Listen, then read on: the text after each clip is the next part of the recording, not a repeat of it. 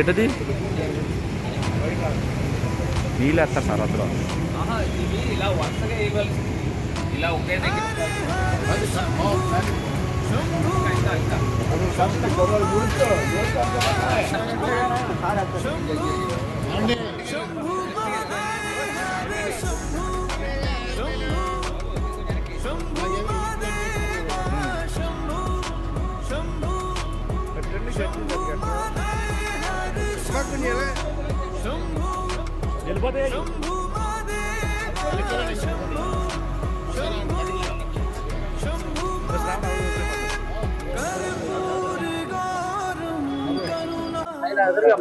రాజమహేంద్రవరంలో మోగ జీవాలు ఈ ఎండాకాలంలో విపరీతమైన మట్టుడు ఎండలు ఉంటున్న పరిస్థితుల్లో మున్సిపల్ కార్పొరేషన్ వారు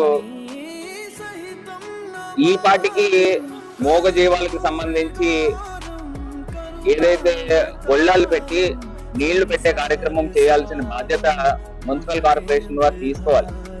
మనుషులే విలవెల్లాడుతున్న పరిస్థితుల్లో ఈ ఎండలకి మోగ జంతువుల పరిస్థితులు ఏ రకంగా ఉంటాయండి?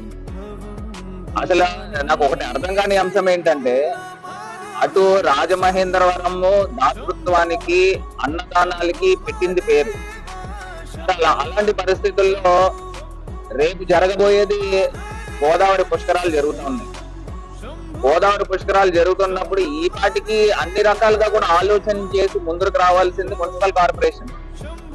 మరి తెలుగుదేశం ప్రభుత్వము, ఈ కూటమి ప్రభుత్వము పేరుకి మాటలు చెప్తారు తప్పితే చేతల్లో ఏ రకమైన కార్యక్రమం లేదు. ఇవాళ మేమంతా కూడా వైఎస్ఆర్ కాంగ్రెస్ పార్టీ తరఫున ఇవాళ ఇక్కడికి వచ్చి మోగ జీవాలకు సంబంధించి గొళ్ళాలు పెట్టి ఇదేదో ఒక రోజు కార్యక్రమం చేసేది కాదు. ఎండాకాలం మొత్తం కూడా ఈ వార్డులో మా దూర్వాసులు సత్యనారాయణ గారు వీళ్ళందరూ కూడా ప్రతిరోజు ఇక్కడికి వచ్చి ఇక్కడ ఆవులకి నీళ్లు పెట్టేది కానీ, లేకపోతే కూరగాయలు పెట్టే కార్యక్రమం కానీ, ఇక్కడ ఒకటే అని కాకుండా పుష్కర్ ఘాట్ ఒకటే అన్నట్టు కాకుండా రాజమహేంద్రవరం వ్యాప్తంగా ఒక 10 ప్రాంతాల్లో ఈ పెట్టే కార్యక్రమం చేస్తాము. కనీసము మనం పెట్టేది ఎంతండి, ఎండాకాలం ఒక 4 రోజులు ఉంటుంది మహా ఉంటే. మరి ఇప్పటి నుంచి అసలు యాక్చువల్గా ఏప్రిల్ మంత్ నుంచే చేయాలి. నేను ఇప్పుడు నాకు చూస్తున్నాం ఈ మున్సిపల్ కార్పొరేషన్ కానీ లేకపోతే ఎవరైనా స్పందిస్తారు. కాకపోతే జైన్ సేవా సమితి మటుకి వాళ్ళు ఎప్పుడు కూడా ముందు అడుగు వేసి ధర్మేంద్ర భాయ్ గాని వాళ్ళ మిత్ర బృందం అందరూ కూడా ఎప్పుడు ఈ కార్యక్రమాలు చేస్తూ ఉంటారు. మరి వాళ్ళని మనస్ఫూర్తిగా అభినందిస్తూ ఇంకా రాబోయే రోజుల్లో మోగ జీవాలకి అదే విధంగా ఒక బాధాకరమైన అంశం ఏంటంటే, ఈ కుక్కలకు సంబంధించి వీధి కుక్కలకు సంబంధించి వీళ్ళు ఏబీసీ ఆపరేషన్లు దారుణాతి దారుణం. ఇది ఒక పెద్ద స్కామ్ మున్సిపల్ కార్పొరేషన్ నుంచి కూడా చెప్తున్నా. ఏదో రోజుకి ఒక 50 కుక్కలకి మేము ఏబీసీ చేసామని చెప్పి ఒక్కొక్క కుక్కకి ఎంతెంత డబ్బులు లాగేస్తారు తప్పితే ఆ కుక్కలకి ఆపరేషన్ చేసే పరిస్థితులు ఉండవు. దాని తర్వాత ఒక వారం రోజుల పాటు అవి ఐసోలేషన్ లో పెట్టాలి, ఆ పరిస్థితులు ఉండవు. ఎంత దారుణం అని అంటే దీన్ని పూర్తి స్థాయిగా పర్యవేక్షణ చేసి ఒక మానవతా దృక్పథంతో ఈ కార్యక్రమాలు చేయాలి. ఇలాంటి సేవా సంస్థలకు అప్పచెప్తే వాళ్ళు చేస్తారు.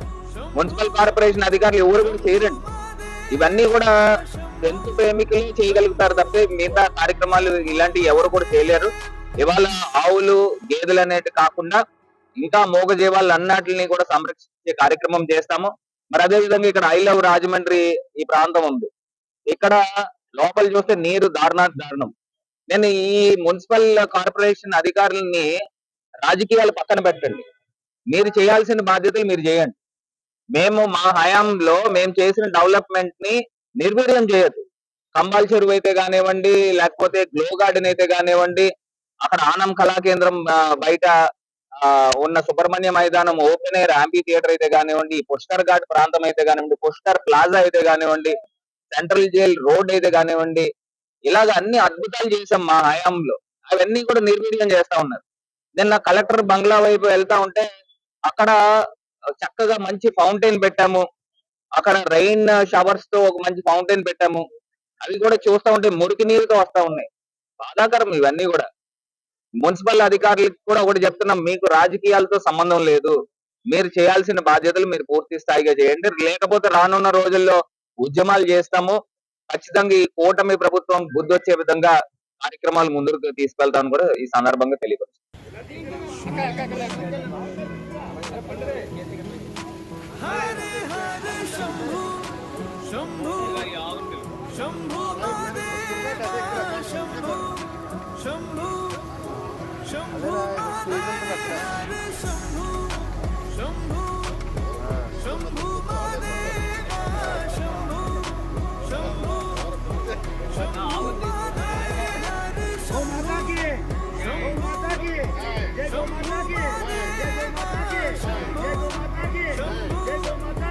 వాళ్ళు ఆలెట్ రోజున కడతారు రేపు పొద్దున్న ఎక్కడ